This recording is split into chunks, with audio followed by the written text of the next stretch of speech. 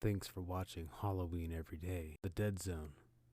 The year was 2017, and Andrew was getting ready for his first solo survival challenge. He was just getting started on TikTok, and his fans seemed to be fixated on his adventures. As he explained how this is no ordinary camping trip, Andrew mentioned a place that was about an 8-hour drive away from his house, and how there was about 400 miles where he wouldn't get any signal. The Dead Zone was widely regarded as a highway that should only be taken if it was an absolute must, but Andrew's destination didn't have a route that went around it, so his fans were explaining to him not to pick up any hitchhikers, as the highway has had a history with abandoned cars on the side of the road, as if people just got out of their car and just walked into the horizon, never to be seen again. Andrew agreed that he would not take any hitchhikers, as it was his first official solo trip and had to stick to an assortment of rules if he was to win this challenge.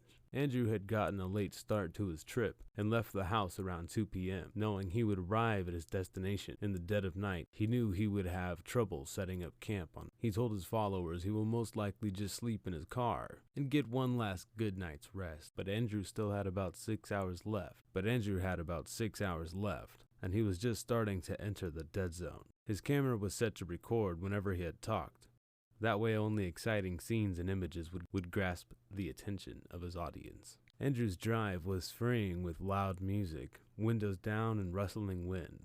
As the sun started to set and Andrew had grown beaten over this intense drive, he started talking to the camera and asking his followers if they were scared of the dark, as night fell over his headlights, barely piercing the dark desert highway. Andrew noticed a distant orange glow on the highway. He explains that he saw it about an hour earlier as well, but Andrew pointed out that he can't remember the last time he even saw a car, which isn't unheard of, given this highway's reputation. Andrew's phone fell out of his mount as he was driving, so he had to pull over on the side of the road to reach down onto the passenger floor to pick up his phone. Sounds of an engine can be heard in the background, off in the distance. Andrew shuffled through his dark car's floor when he grabbed his phone, even though the windows were up and his doors were closed. Andrew explains how this engine sounded like it passed right through his car, as if he was just standing in the middle of the road. Whatever kind of car that was, it was fast, because Andrew never saw any lights or even the whoosh of a car passing by. Andrew thought that was strange and couldn't wait to tell his followers what had happened. He started up his car and proceeded to keep driving. He forgot to put on the music, so you can kind of hear him just fiddling with the steering wheel. He mentioned the glimmer of an orange glow again, but it was much bigger than before. As he got closer, he realized it was not actually on the highway, but over on the side of the road. He pulled up a raging fire. As he pulled up, he would have seen what it looked like, a raging fire of what had appeared to be a plane, or whatever was left of it.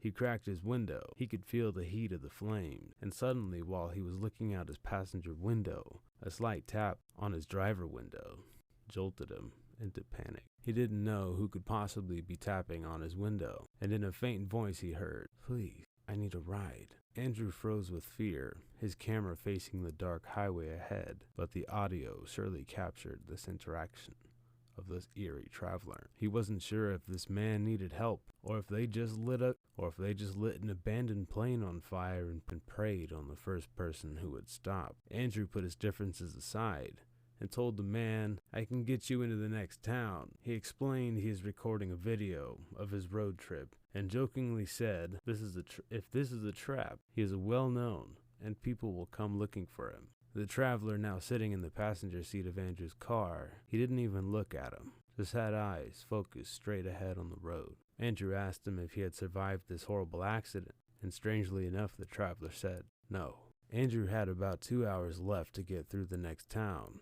As the traveler still in the same position he was in when he sat in the car, Andrew asked if he would play some music on the radio. He reached for his dome light to illuminate the radio, and the light burnt out as soon as it exposed the worn condition of this traveler. In Andrew's peripherals, he must have seen what looked like a severely burned victim and smelled of smoke before the car plunged back into blackness. Andrew didn't want to ask about the man's condition, fearing it may upset him. The man reached over towards the radio, and just white noise would play.